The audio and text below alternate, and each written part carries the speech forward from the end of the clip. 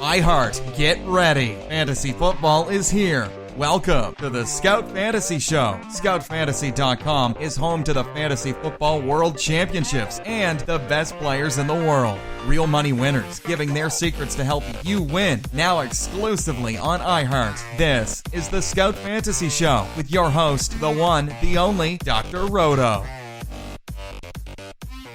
It's Dr. Roto. Get out the insurance card. Get out the copay. The office is open, my friends. It's Waiver Wire Wednesday. And I got some names for you. I got plenty of names.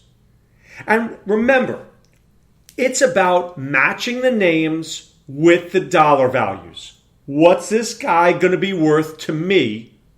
What's his worth in relation to the rest of my league? How much are guys willing to pay for a player? Take a look. Maybe not yet, but in a couple of weeks we'll discuss this. You're going to want to start looking at what other people have spent in your league. Is this a spending league? Is this not? Are you overspending? So if your league hasn't really spent much on moves, but you're spending hundreds of dollars, are you wasting hundreds of dollars? Right?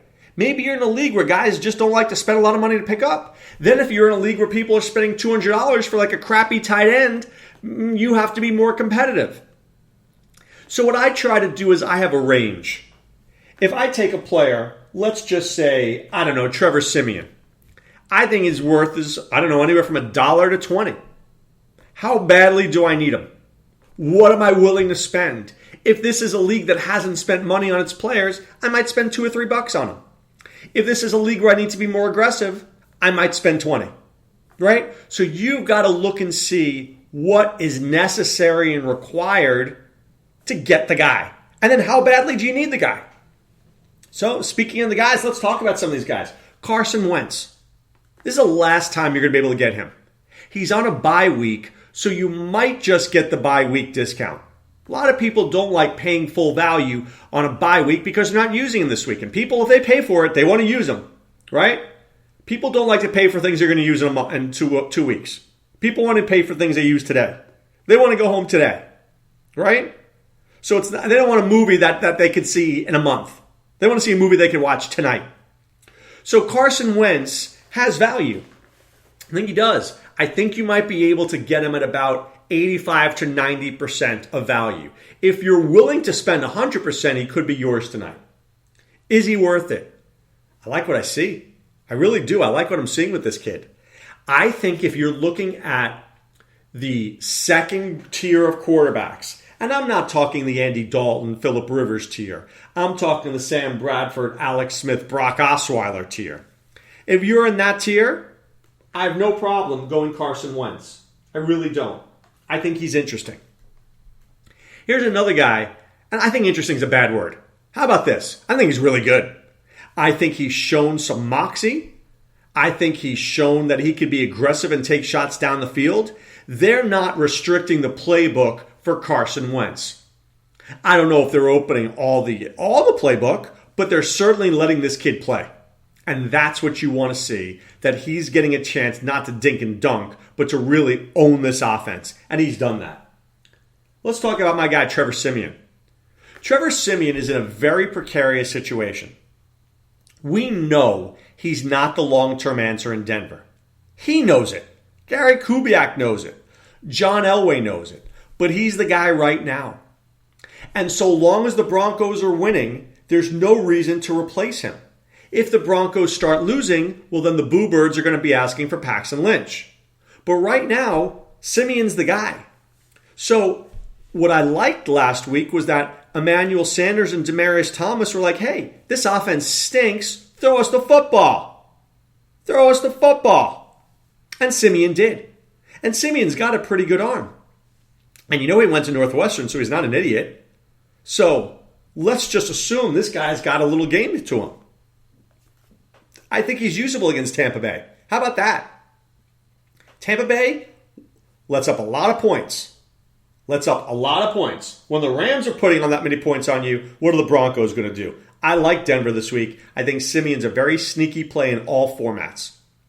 I guarantee you I will have a Siemian Thomas, Sanders stack somewhere in DFS. Not going to put my life savings on it, but and then why not? How bad could that one be?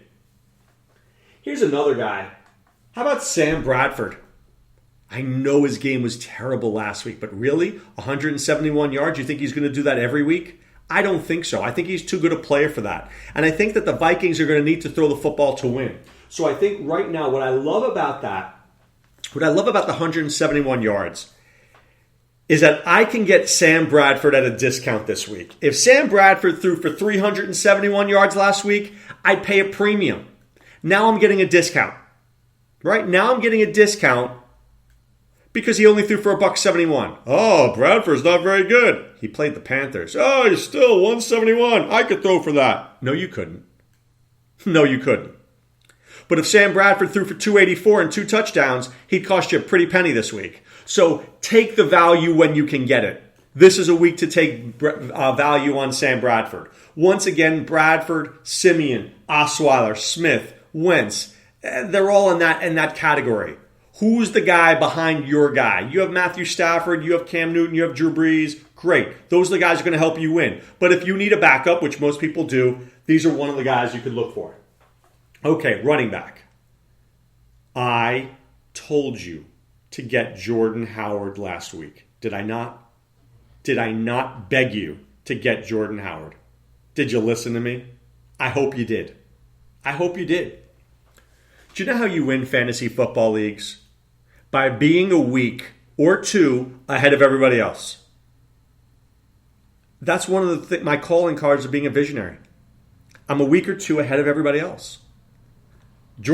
I saw what was happening with Jerry and Lee Langford. I saw Jordan Howard playing better. This is stuff people need. Oh, Langford's still the guy. No, he's not. Langford stinks. Langford stinks. Jordan Howard's the guy, and Jordan Howard will be the guy, and Jordan Howard, so long as he doesn't get hurt, will have a very good year. Now, Joique Bell is an interesting pickup for $1 at the end of a draft. Very interesting, and you'll see a lot of Sharks make that move. Because with Kadeem Carey injured and Langford out for 4 to 6 weeks, Howard's going to need a backup. And hey, Joique Bell, what if Howard gets hurt? Joique Bell doesn't suck. Might get him for $1. But Jordan Howard is the man. He's a very good running back. And if he's out there in your league, get him right now. Here's my this week's Jordan Howard. Okay? Last week my guy was Jordan Howard. This week my guy is Kenneth Dixon.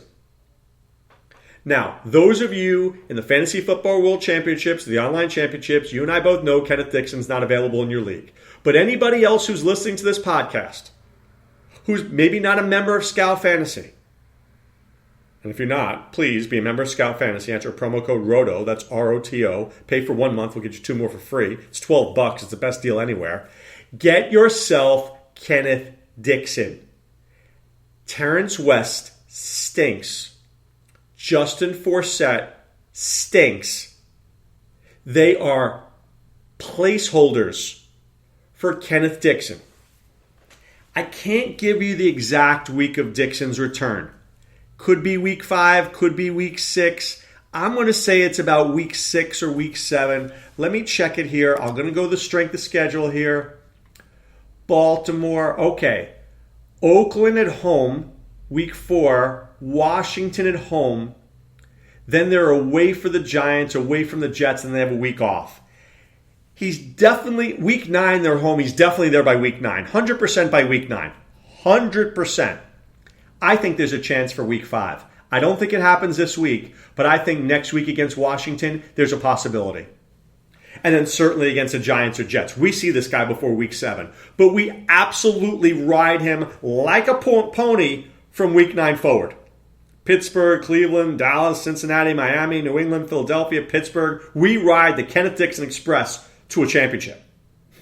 We just need to know when he's back. It's going to be a little while. But when he comes back, you're going to want a piece of him. How about Orleans Darkwa? Now, this is a real mess in New York. So let's discuss. Rashad Jennings can never stay healthy. And if he's healthy this week, he won't be healthy in 2 weeks. You know that's true. Next, assuming he does stay healthy, he needs a backup. Backup guy could be Orleans Darkwa. You have Bobby Rainey, who I think is worth $1. And you've got this kid, Paul Perkins, who I really like out of UCLA, but is he too green? Is he too green right now? I wonder if he is. I think he might very well be.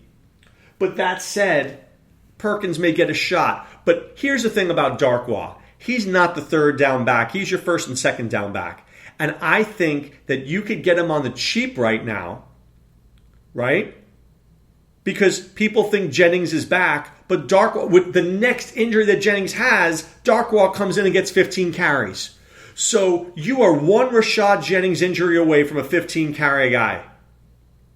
So now, what's the propensity of Rashad Jennings getting injured the rest of the year? I would say 127%. Definitely. 100% this guy gets injured. 127%. All right? There's no way he doesn't get injured. So I'm just throwing that out there. I really like Darkwa, Rainey, Perkins. Somebody will emerge. It's not Rashad Jennings. I told you guys that at the beginning of the year. Wasn't a big fan. Just mark my words. I'm going to give you one other guy. Take a look at Josh Ferguson. Now, Frank Gore is the guy. No doubt in my mind, Frank Gore is the guy in Indianapolis. He's very good. Now, listen up. At the end of the game, when they're behind, Josh Ferguson's out there. Josh Ferguson is turning into their 2-minute drill passing down situation guy. He's very elusive and he's a very interesting upside pick. And if Gore's not there, I could easily see, yes, Robert Turbin's there, but I think Ferguson gets a Theo Riddick type role. So without Gore there, Ferguson becomes Theo Riddick. That's worth something in a fantasy league. And remember, sometimes in the waiver wire, I need to be a visionary. I'm not worrying about this week. I'm worried about 3 weeks down the road. Sometimes I am. So Indianapolis has a very tough schedule coming up. They have Jacksonville and Chicago, easy. Then it's Houston, Tennessee, Kansas City, Green Bay. I don't know, is Frank Gore the guy those weeks? Just asking. All right, how about a wide receiver? Let's look at some wide receivers. First of all, if Terrell Pryor is somehow on your league's waiver wire, go get him. I mean, right now, with Corey Coleman out, with the fact that he looked great last week, he really turned a corner. I think he's worth a lot of money. Adam Humphries is another guy who I believe is a Southwest Florida version of Cole Beasley. Vincent Jackson is done. He is done. I'm watching this guy and he's old, slow, and done. I don't need to see any more to know that V-Jax is V-Yuck. Mike Evans is a beast of the utmost proportions, and Jameis Winston throws the ball to Adam Humphries a ton. He throws these little 2 and 3 yard screen passes and they run like these pick plays, and Humphries runs for 22 yards. He had 9 catches for 100 yards last week. Telling you, I like this guy. You're in a PPR league, go get him. Here's another guy I like in PPR leagues, Jamison Crowder. Jamison Crowder went to Duke. You know I'm always partial to these guys who go to the Dukes and the Northwesterns. Probably not the most athletically gifted human beings you're ever going to meet, but they're smart, and they know how to run routes, and they've been well coached. You think David Cutcliffe can't coach? Yes, he can. You know who he coached? Let's see. Peyton Manning. That was Peyton Manning's offensive coordinator when he was at Tennessee. So you think Cutcliffe knows what he's doing? I think he does. Jamison Crowder runs really good routes, and he doesn't complain, and he's in the spot where Kirk Cousins knows he can go to. He is to Cousins what Landry is to Tannehill. And I'm not saying Crowder is that good. I'm just saying Cousins trusts him. And right now, Cousins is having a problem in that locker room. Nobody's trusting him. But he knows his guy is Jamison Crowder. He knows Jamison Crowder is going to be open. So there's value to that. Jamison Crowder is a very smart pick in fantasy leagues this year. I didn't have him except in 1 or 2 leagues, and it's a mistake. Looking back on it, it's a guy I really like. I'm going to throw out another guy I like more than most people do. Justin Hardy. Justin Hardy is one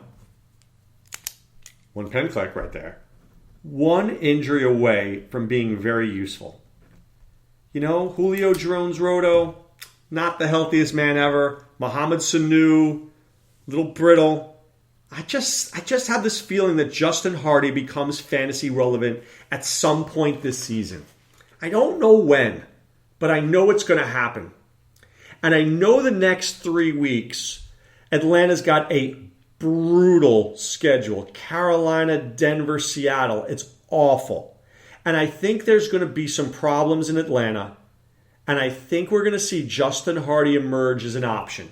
I'm just saying, just keep your eyeballs peeled onto Justin Hardy. Here's one other guy. I'll give you actually 2 other wide receivers. One, some idiot in your league may have dropped Chris Hogan because Chris Hogan hasn't really done much this year. Well, Garoppolo and Brissett are his quarterbacks. Just wait for Tom Brady, my friends. Tom Brady's close. Tom Brady's a week away. Tom Brady is 1 week away, and Chris Hogan is going to be great. Now, I don't love Hogan this week, but week 8 at Buffalo, when Tom Brady's there, you better start your Chris Hogan engines, my friends, because Tom Brady's going to go off that week, and he's going to throw 2 touchdown passes to Chris Hogan to shove it down the throats of the Buffalo faithful and basically stick it to the Bills for not signing him. I'm just projecting that one out. I'm loving some Chris Hogan. Here's another guy that I picked up in a league, on the DFS Crossover Challenge League, Jerron Brown. Michael Floyd looks lost. Michael Floyd looks terrible right now for the Cardinals. Fitzgerald looks great. John Brown is on a milk carton. Michael Floyd looks lost. Why not Jerron Brown? This guy, every time he's out there, something good happens. I'm just saying, $2, $5, $10, throw a couple dollars on him, you might get lucky. All right, at tight end.